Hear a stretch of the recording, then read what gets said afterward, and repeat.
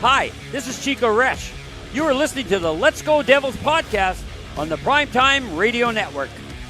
Happy Devils Thursday. This is Devils After Dark, coming to you live from American Whiskey. 51 Edison Place, across the street from Prudential Center next to Championship Plaza. And across half continent to Chicago, Illinois. It's Vinnie Parise filling in for Scotty at SiriusXM Liquid Metals as we're streaming live on Facebook Live, YouTube Live, X Live, Twitch, and now on Instagram Live on the Let's Go Devils Network as the Devils beat the Predators tonight in overtime, 3-2. Lots to talk about. Big Devils victory, the captain coming through. Hello, Vinny. How are you? Hello, Sam. I'm doing much better. Now that the New Jersey Devils snapped their 2-game losing streak and our victory bound once again after a big game against the Predators. It's an exciting evening.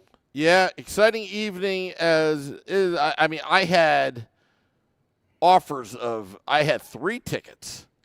So I had 3 tickets to the game, but just one of me. So I did a little socializing. I was down in section 15. The lady wasn't there again, so hopefully she's okay. But so I sat Her down boy's there. not playing. Yeah, well, yeah, Luke Hughes. And Jack is another issue, but we will get to a little bit later. But and then I ate like a king at section 18. I was in the club seats. Had the salad, of course. Salad. Some grapes, some war salad, and just happened to have that medium rare beef as well, just for good luck. It was only for good luck. Absolutely, Sam. I love watching throughout the game you making your way around, being a social butterfly. You always seem to be finding the good spots, finding where the good food's at. I respect it. You're doing a great job. Well, thank you, Vinny. Thank you. I really appreciate that. It means a lot to me because I try to get to everybody. Roman was I was actually sitting in front of Roman, one of our good listeners of the podcast. You had a guest with him. Woo! I don't know what that's all about. But I was sitting with my friend Robin. She had a guest with her. First hockey game as well. So that was, just trying to be a good representative of the fan base. Which is what the point of this show is, which is what the point of the network you created is. Very good. Very good. And I'm glad they rewarded you with a good performance down the stretch in the game as well. Yeah. Well, Vinny, I know you've been practicing, so why don't we go to the game recap? All right, the game recap. The New Jersey Devils took on the Nashville Predators. I'm not as good as Scotty, so don't judge me. But the New Jersey Devils took on the Nashville Predators in Newark, New Jersey. It was a big game as the New Jersey Devils looked to snap a 2-game losing streak. In the standings, they were falling back just a little bit, but lo and behold, you look at the standings again, and they are now the second team below the playoff line. There is a lot of work to be done, but how did they get to this victory? It started in the first period when things didn't start off great for the New Jersey Devils, as they often have it this season. Goes to show how bad it's been. The Nashville Predators lead the league, or you can say they're dead last in the league, in score first goal of the game. But who's the best team to play when you're struggling to score the first goal of the game? The New Jersey Devils, as Michael McCarron scored his 3rd goal of the season. I'm still a little surprised that it's credited to McCarron. It looked like Marchessault was the one who tucked it in, but it went the way of McCarron, 3rd of the season. 1-0 Nashville Predators over the New Jersey Devils, and that score held until the second period, until there's something strange going on in my ear right now. I don't really know what's going on. It's Mrs. Wu. It's Mrs. Wu informing me that we have, for the first time in quite a while, a football call coming at you here on Devils After Dark. It's the football call, courtesy of Sam Wu.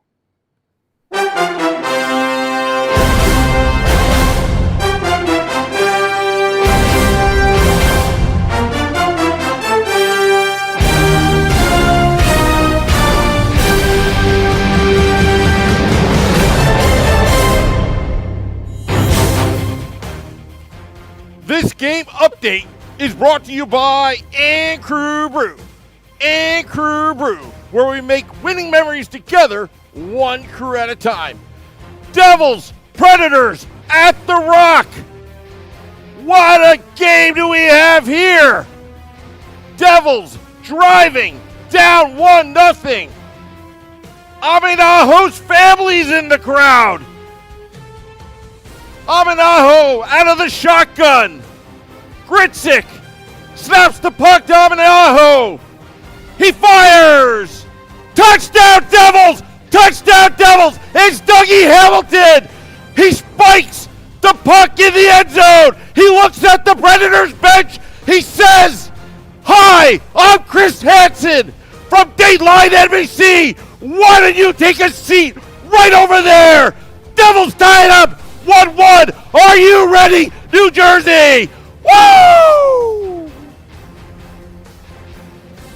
And the Dougie Hamilton goal tied the game at 1. Football call, courtesy of the great Sam Wu. It is now a official, recognized NHL point streak of 9 games for Dougie Hamilton with the point, but it is 10 points in 10 straight games in which he played. They don't recognize it because he was healthy scratched for a game. So it's 10 games in which he played, 9 games total according to the NHL. And he has 12 points over that 10-game span, including the goal. And the New Jersey Devils tied the game at 1. Then, later in the third period, right at the beginning of the third period, a man named Philippe Forsberg scored his 20th of the season as the puck came to him at the side of the net, and he found a way to beat Jacob Markstrom to start the period off and get the Predators out to a 2-1 lead. And then that score would hold for a while until about halfway through the period. A lucky little bounce in the offensive zone find its way to Jesper Bratt, who desperately needed to score a goal, and his little slump-busting goal couldn't have come at a more perfect time. His 13th of the season at 10:42 of the third period to tie the game.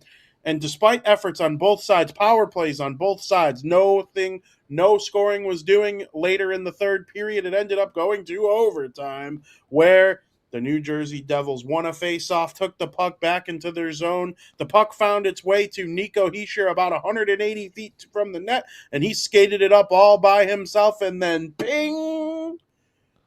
Into the net. New Jersey Devils win. It's Nico Hischier's 18th of the season, assisted by Dawson Mercer, to give the New Jersey Devils a 3-2 victory in overtime. As Don LaGreca would say, they put a pitchfork in that one and defeated the Nashville Predators 3-2 in overtime, with their new record being 28, 24, and 2, 58 standings points.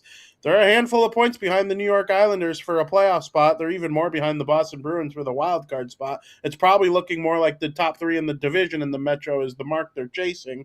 And they found a way to get it done. They found a way to stay in the race. The East is tightening up. There's beginning to get some separation. So you could call this a must-win game. You could call all the games between now and the Olympic break a must-win game. But the New Jersey Devils, courtesy of Nico Hischier in overtime, found a way to get it done.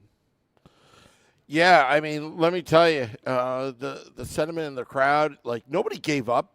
Nobody gave up on this game. It was a little disappointing the start, because you've got a goaltender that has a pretty high goals against average for the Nashville Predators. And, just like Devils fashion, they always make them look like Vezina winners when they play. But I was there row 2 and section 15 when Dougie Hamilton scored that goal. And let me tell you, that was a laser. That was a laser. And that's that's the kind of shot that you really want to see out of Dougie Hamilton right now. I know everybody's talking about his trade value and all that, but right now he's being very productive with points, and that was a healthy shot. It was pinpoint accuracy. It was just like boom, boom, tied it up. Also, Jesper Bratt being patient and waited to the last second to shoot that puck to tie up the game 2-2. That was a sweet goal. And how about Nico Heischer's goal? Again, laser, absolute laser, and he took it upon himself. He didn't mess around. He took the shot. Because normally in overtime with this 3-on-3, they kind of play with the puck. They get it, set it up and all that. But without Jack Hughes, Nico knew that he had to seal the deal now. He had to seal the deal now. He scores the overtime winner. So, overall, pretty good game. Again, you're playing Nashville, so let's not get too rah-rah. But you got to think of the next game, the Ottawa Senators on Saturday. The Devils need points right now. That's all they should be thinking about is points. Forget about the standing. You got to take care of your own end, and that's what they need, and they got it tonight. Yeah, they found a way to win a hockey game. That's all you can really do. Like you said, it's about getting points. They went through their slump. They're not going to win every game down the stretch. They probably won't even get points in every game before the Olympic break, but you got to find a way to get as many as you can. You got to play well. That's the key. Play well, and you'll win more than you lose. Yeah. Hopefully Jack Hughes' injury isn't anything too long-term. We all want to see him be an Olympian. We all want to see him represent Team USA in a couple weeks. The fact that he came out for a shift, I don't know if that's supposed to, be a good thing or a bad thing when they try to come back and play a shift and then leave again. Yeah. I always assumed that was a positive because at least he was good enough to give it a try. It didn't work today, but if it was good enough to give it a try, why wouldn't it work tomorrow or by the weekend? Yeah. If he didn't play Saturday, I wouldn't be too shocked. But this team needs Jack Hughes, and he's been starting to really heat up lately in terms of production. So hopefully he's able to find a way to get through this and be better off for it. Yeah, and James Nichols posting on X, per Keefe, don't believe Jack Hughes' injury is serious. So I guess that's a good sign. But again, do you agree with what I said? Yeah. You come back out and go for a skate. Okay, you were able to do that. Yeah. Maybe for precautionary reasons you held yourself for the rest of the game. I get that. That's hockey. People ripping on Hughes, he gets hurt. I get it. I've heard it all. But hockey's hard. It's a physical sport. Well, you don't know who made the call too. He might have wanted to go out there, or they said, "Look, fold the cards now, rest up. Maybe he'll be back on Saturday." But maybe I'm assuming it's. I don't know. Let's not speculate what the injury is, but let him take a mulligan this game. No damage done. The Devils got the victory, got the 2 points, so that's what matters right now. I'm with you, Vinny. I get it. The Hughes family, they get hurt a lot. I get. But you know what? They also bring a lot to the table as well. You got to look at the upside of things, and again, it's one of those things. You move on. Good sign is the team didn't fold after Jack left in the first period. They kept on grinding, and they were able to get the victory tonight. So just move on to Ottawa. It's crazy to me thinking about what Nico Hischier might look like if he just stopped caring about being a two-way forward. Yeah. If he fully committed to offense, what would happen? I've always been a little curious about that. And I think if there were him to go for it, it would be now, with the Devils at where they're at in the standings due to the bad January and second half of December. I really think. It's kind of opposite of Scott Stevens when Scott Stevens committed to being a shutdown defenseman. Yeah. You know what I mean? Yep. So he went from a two-way D guy that could score, was in the Norris Trophy running. He never won it, unfortunately. Again, the Ray Bork thing, it always got in the way, Brian Leach as well. There was also great candidates, Paul Coffey for many years. But Scott Stevens was always there. But the switchover when Jacques Lemaire came to New Jersey Devils. I mean, the first year, he had a career year, I think, Scott Stevens. But then he was solely focused on defense, and wow, he was like the premier shutdown defenseman of a generation. Like, he could shut down any line, Scott Stevens, and imposes physicality. But right now, like what you were saying about Nico Hischier, like, that's what the Devils need right now. You know, especially when Jack Hughes and Luke are both out. Yeah, 100%. So it was a very nice. He showed his skill. I mean, that was a rocket in overtime. I mean, just an absolute snipe show. And it was one of those goals that, like, it was in and out, but I knew right away it was in. It was a beautifully placed shot. Nico knew it, and so did Anunin. So, but you want to know something? Muscle memory in my brain has me having him passing up the shot and making a stupid pass. I'm glad he didn't do that. Like, when you have the 100%. shot, take it. Especially when a goaltender that's kind of shaky. You got to take it. Yeah, 100%. And you see, that's Hischier's 18th goal of the season. A really strong second half. He'll break 30 again, third year in a row. I think that would be. No, it wouldn't be third year in a row. It'd be third year out of 4. And then the year he didn't, he probably had like 25, 26. Like, Hischier's a really good goal scorer in the NHL. And you combine that with his two-way prowess, and there was one play on Stamkos where I just couldn't believe that he made defensively. He was out there killing penalties, and he's just a true two-way player. Well, there was one. So it was good to see him get the OT. There was one sequence that Bratt got back when the puck was going the other way, and it looked like a one-on-one with Markstrom. And I criticized Bratt for not getting back the other night, although I don't know. He could have got back, but I could understand, you know, he fell down and the puck went the other way, and I forgot, the Jets scored. But this time around, he got back. I mean, he hustled. He put on the afterburners, Jesper Bratt, and he was able to tie up, I forgot who it was, but one of the Predators players. And, you know, again, that's what you need to do. Mistakes happen. Puck luck happens. But if you give your teammates support back there, it can really equalize and negate a bad situation. So, you know, again, I hope the Devils can build on this and going into Ottawa, you know. Yeah, absolutely. And Ottawa's a team that's fragile too. You can build on this and get the win there. It's an important stretch for the Devils. They're right there. And the Islanders the only team. I mean, they beat the Rangers tonight, right? The Islanders. Let's see. They were up 2-1 last I checked. I forgot they were playing the Rangers for the second night in a row, and that 2-1 stood as the final. Okay. I mean, they have a horseshoe. It seems like Devils trade him Palat. Yep. He scored. And who scored their first goal tonight? Carson Soucy, who they got from the Rangers 24 hours before they got Palat from the Devils. And who scored the other goal, the game-winning goal for the Islanders? Matthew Schaefer, who they moved up 10 spots in the lottery to select. I mean, they just that franchise has a horseshoe up their butt right now, if I'm just going to be honest with you. Yeah. It's crazy. It's crazy. Good for them. Yeah. I mean, it was kind of unexpected, but, you know, they're getting that little bit of a bump, a trade bump, I call it.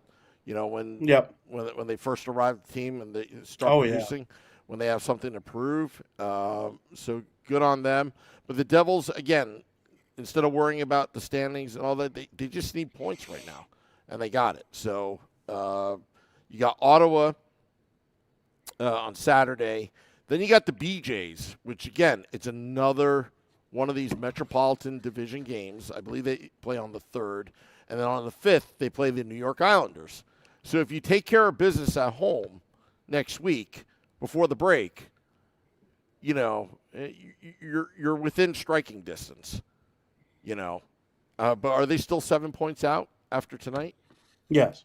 Yeah. See, but again, there's less teams in between them and the playoff line.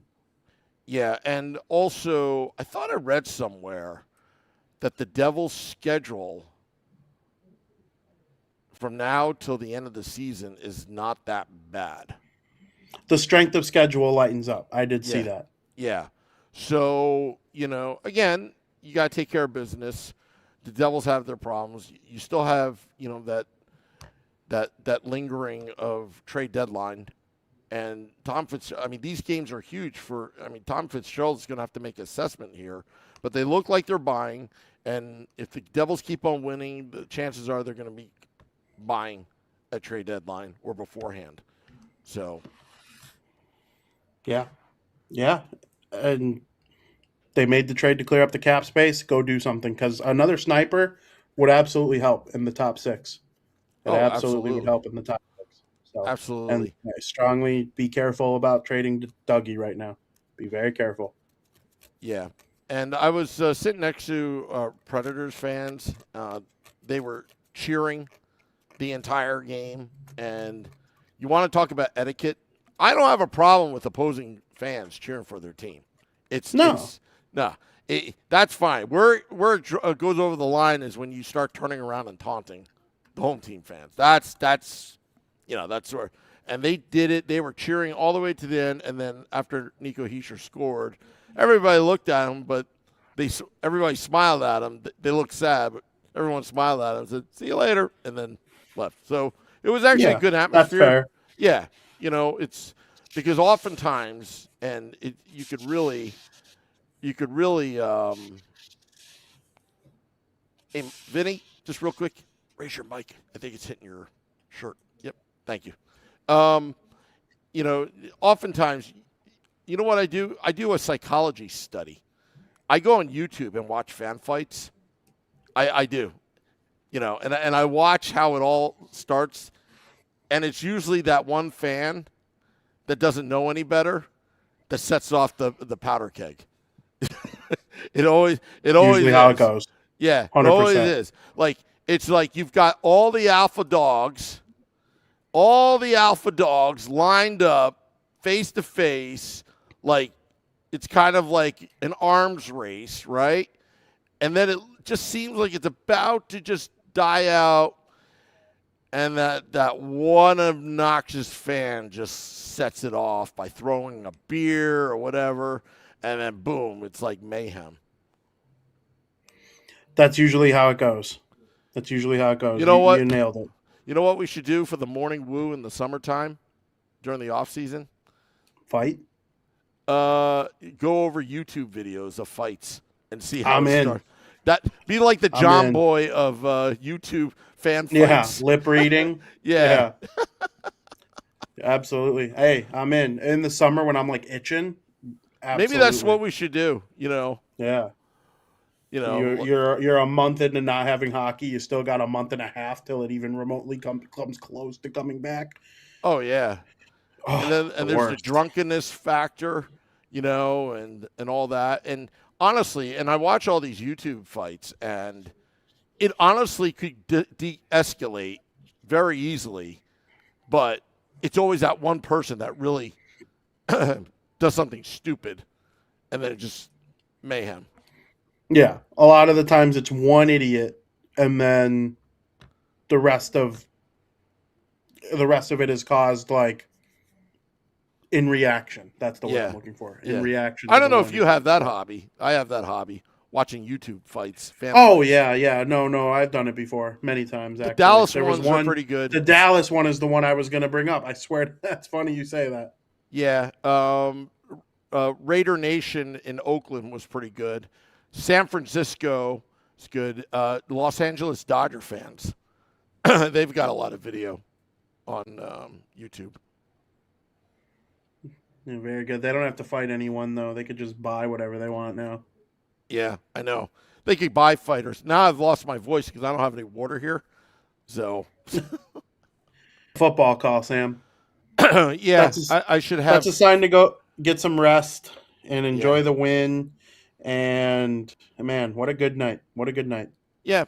Well, why don't we end the podcast, Vinny? We're going to have the morning woo tomorrow morning. So we'll recap the game again, talk about Ottawa, talk about, where the Devils go from here. It's going to be a game-by-game basis, look at the standings, all that kind of good stuff.